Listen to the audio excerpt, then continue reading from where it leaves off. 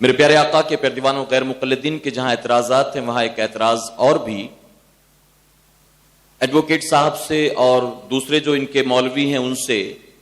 سوال پوچھا گیا کہ ہم جب بڑے جانور کی قربانی کرتے ہیں اس میں 7 حصے ہوتے ہیں، 7 حصوں میں عام طور پر ایسا ہوتا ہے کہ 6 لوگ اپنی اپنی رقم جمع کراتے ہیں اپنے حصے کے لیے اور پھر سب چندہ کر کے ایک رقم ملا کر حضور اکرم صلی اللہ علیہ وسلم کے نام کا حصہ لیتے ہیں۔ تو کیا حضور اکرم صلی اللہ علیہ وسلم کے نام پر قربانی کرنا چاہیے اور اس کی شریعت میں کیا اصل ہے؟ اس کے جواب میں ایڈوکیٹ صاحب نے اور جو ان کے دوسرے مولوی ہیں انہوں نے یہ جواب دیا کہ حضور اکرم صلی اللہ علیہ وسلم نے اس بات کا کہیں حکم نہیں دیا ہے کہ تم میرے بعد میری طرف سے قربانی کرنا، اور نہ ہی صحابہ کا اس پر عمل نظر آتا ہے، اور اگر محبتاً کوئی کرے تو شرعاً کوئی کباہت نہیں ہے، ورنہ اس کی کوئی ضرورت نہیں ہے۔ اس طرح سے کہہ کر شیخ ابو زید ضمیر نے اس کا انکار کیا اور ایڈوکیٹ سید فیض نے اس کا مذاق اڑاتے ہوئے یوں کہا کہ معاذ اللہ، حضور اکرم صلی اللہ علیہ وسلم کی بات ہو یا کسی عام میت کی بات ہو، مسئلہ ایک ہی ہے کہ مرحومین کی طرف سے قربانی کرنے پر آپس میں اختلاف ہے، اور انہوں نے کہا کہ ہم سلفیوں میں بھی اس مسئلے پر آپس میں اختلاف ہے، اور اس کے بعد انہوں نے ایکسپلینیشن دیا اور اس کے بعد میں کہا کہ حضور اکرم صلی اللہ علیہ وسلم کی طرف سے قربانی کرنے کی کوئی ضرورت نہیں ہے۔ البتہ انہوں نے کہا کہ کچھ لوگ جو یہ دلیل پیش کرتے ہیں کہ حضرت علی کرم اللہ وجہ الکریم، یہ میں کہہ رہا ہوں ان کے نزدیک تو حضرت علی کرم اللہ وجہ الکریم 2 دمبے ذبح کر رہے تھے۔ کسی نے پوچھا کہ یہ 2 دمبے کیوں؟ تو آپ نے فرمایا کہ ایک میری طرف سے ہے اور حضور اکرم صلی اللہ علیہ وسلم نے مجھے حکم دیا تھا کہ میری طرف سے بھی اے علی تم قربانی کرتے رہنا، تو یہ دوسرا دمبا حضور اکرم صلی اللہ علیہ وسلم کی طرف سے ہے۔ اس کے بعد ایڈوکیٹ صاحب کہتے ہیں کہ سب سے پہلی چیز تو جسے یہ دلیل بناتے ہیں یہ حدیث مبارکہ ضعیف ہے، یعنی انہوں نے اس کا رد کر دیا کہ یہ حدیث ضعیف ہے، اور اگر اس کو صحیح مان بھی لیا جائے تو صدیق اکبر نے حضور کی طرف سے قربانی نہیں کی، سیدنا عمر فاروق اعظم نے نہیں کی، عثمان غنی نے نہیں کی، عائشہ صدیقہ نے نہیں کی، فاطمہ الزہرا رضی اللہ تعالیٰ نے نہیں کی، صرف حضرت علی نے کی۔ تو حضرت علی نے کیوں کی؟ کیونکہ حضرت علی کو حضور اکرم صلی اللہ علیہ وسلم نے وصیت کی تھی۔ تمام امت کو وصیت نہیں ہے، سارے صحابہ کو وصیت نہیں ہے، مولا علی کو وصیت تھی، علی نے کیا، ہمیں کرنے کی کوئی ضرورت نہیں ہے۔ تو حضرت اس کی ذرا وضاحت فرما دیں۔ یہاں 2 قول جو پیش کیے گئے 2 مولویوں کی بات، بہرحال اللہ کے رسول سرکار دو عالم صلی اللہ تعالی وسلم کا جو عمل ہے یہ تو حدیث سے ثابت ہے کہ حضور اکرم صلی اللہ تعالی علیہ وسلم ہر سال 2 دمبے قربانی دیتے، ایک اپنی طرف سے اور ایک امت کی طرف سے۔ اس بات کی روایت یہ حدیث پاک میں موجود ہے، لہذا سرکار دو عالم صلی اللہ تعالی وسلم کے اس فرمان علی شان کی روشنی میں کہ حضور صلی اللہ تعالی علیہ وسلم نے 2 دمبے ذبح کیے ہیں، اور ایک اپنی طرف سے اور ایک امت کی طرف سے۔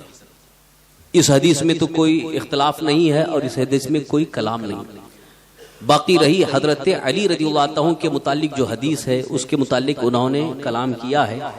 کہ اللہ کے رسول صلی اللہ تعالی وسلم نے وصیت کیا تھا، اس لیے حضرت علی نے کیا اور کسی نے دوسرے نے نہیں کیا۔ کسی دوسرے کے نہ کرنے سے یہ حکم نہیں ہے، نہ کرنا واجب نہیں۔ شریعت مطہرہ میں صحابہ کرام رضوان اللہ تعالی عنہم کے کسی عمل سے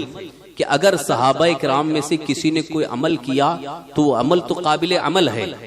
لیکن اگر نہیں کیا تو ان کے نہ کرنے کو دلیل نہیں بنایا جائے گا۔ نہ کرنے کو آپ دلیل بنا رہے ہو کہ حضرت ابوبکر صدیق نے نہیں کیا، حضرت ماں عائشہ نے نہیں کیا، حضرت فاطمہ الزہرا نے نہیں کیا، لیکن حضور صلی اللہ تعالی وسلم کی طرف سے اگر حضرت ابوبکر صدیق نے نہیں کیا تو کیا یہ دلیل ہے کہ حضور صلی اللہ علیہ وسلم کی طرف سے نہ کیا جائے؟ نہیں، دلیل نہیں۔ معاملہ یہ تھا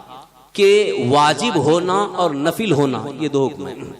ایک تو جو صاحب نصاب ہے اس پر واجب ہے وہ اپنا واجب ادا کرے،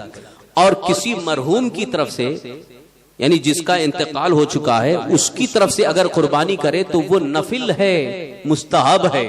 تو نفل اور مستحب کے لیے کوئی زور نہیں دیا جاتا ہے کہ کریں گے تو ثواب ملے گا، نہیں کریں گے تو کوئی گناہ نہیں ہے۔ تو حضرت علی رضی اللہ عنہ چونکہ وصیت کے مطابق ہر سال کرتے تھے تو وصیت کے مطابق کر رہے تھے، اور دوسرے اس میں اس بات کی اجازت بھی ہے کہ سرکار دو عالم صلی اللہ علیہ وسلم نے جب خود اپنا کیا اور اپنی امت کو نہیں بھولے، امت کی طرف سے بھی کیا، تو امت کے کئی افراد نے اس بات کا لحاظ کیا کہ جب سرکار دو عالم صلی اللہ علیہ وسلم نے ہماری طرف سے کیا ہے تو ہم سرکار کی طرف سے کیوں نہ کریں۔ اس لیے امت کے کئی اکابر علماء اور مجتہدین نے اس بات کا قول کیا ہے کہ اپنی طرف سے قربانی واجب جو ادا ہو رہی اس کے بعد اگر اللہ نے طاقت دی ہے تو حضور صلی اللہ علیہ وسلم کی طرف سے بھی قربانی کرنا اس کے لیے جائز و درست ہے، ناجائز و حرام نہیں ہے۔ اس بیوقوف کے کہنے کے اعتبار سے تو یہ لازم یہ سمجھ میں آ رہا ہے کہ وہ کہنا چاہ رہا ہے کہ نہیں، اس کا کہیں جواز ہی نہیں ہے۔ جواز نہ ہونا یہ الگ چیز ہے اور حکم ہونا الگ ہے، کہ اگر کوئی بھی مسلمان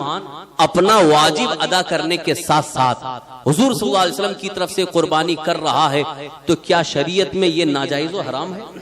اگر ناجائز و حرام نہیں ہے تو اس کی یہ مقدار ہو سکتی ہے، اس کا یہ معیار ہو سکتا ہے کہ یہ جائز ہے، مستحب ہے، اور مستحب کی حیثیت یہ ہے کہ اگر کریں گے تو ثواب، نہ کریں گے تو کوئی گناہ نہیں۔ جیسے نیاز فاتحہ میں ہم لوگ کرتے ہیں کہ کسی کو ثواب پہنچانا ہے تو نیاز کر رہے ہیں، کھانا کھلا رہے ہیں، غربا فقراء میں تقسیم کر رہے ہیں، یہ تو نیاز ہے، نذر ہے، یہ ایک استحبابی عمل ہے، تو اس کے کرنے پر ثواب ہے، نہ کرنے پر کوئی گناہ نہیں۔ اسی طرح سے حضور صلی اللہ تعالی وسلم کی طرف سے اگر کوئی قربانی کرے تو وہ ثواب پانے کا مستحق ہے۔ حضور صلی اللہ علیہ وسلم کے لیے اس نے قربانی کیا ہے، ایک نفلی قربانی ہے، لہذا اس کی اجازت ہے۔ اب اس پر یہ کہنا کہ حضرت ابوبکر صدیق نے نہیں کیا، حضرت عمر نے نہیں کیا اور کسی صحابی سے یہ نہیں ہے، تو کسی صحابی سے اگر نقل نہیں ہے تو یہ نہ ہونے کی دلیل نہیں، کیونکہ صحابہ اکرام کے بہت سارے اعمال جو انہوں نے کیا حدیث میں اس کا ذکر نہیں ہے۔ کچھ اعمال ایسے بھی کیے ہیں جس کا ذکر حدیث میں نہیں آیا ہے، چونکہ وہ اعمال ایسے تھے جو نفلی تھے، مستحب تھے۔ جو فرض اور واجب ہے وہ تو کمپلسری کر رہے ہیں، لیکن جو نفل ہے، مستحب ہے، بہت سارے ایسے اعمال جو نفل ہیں، مستحب ہیں، ان کا ذکر نہیں آیا، تو اس کے نہ آنے سے یہ دلیل نہیں ہے کہ اب قربانی واجب ہی نہیں ہے، نہیں کیا جا سکتا ہے، بلکہ اس میں معاملہ صرف اور صرف عشق رسول کا ہے۔ جس کے دل میں جتنا عشق ہوگا یقیناً اس کے دل میں یہ خیال آئے گا کہ ہمارے آقا صلی اللہ تعالی وسلم نے ہماری طرف سے، جبکہ ہم دنیا میں آئے نہیں اور حضور نے ہماری طرف سے قربانی کی ہے، ثواب پہنچانے کے لیے ساری روحوں کو حضور نے قربانی کا ثواب پہنچایا ہے، لہٰذا ہم حضور صلی اللہ علیہ وسلم کی روح کو، روح پاک کو قربانی کا ثواب پہنچا رہے ہیں، تو شریعت مطہرہ اس کی اجازت دیتی ہے اور اس پر ثواب یقینی ہے۔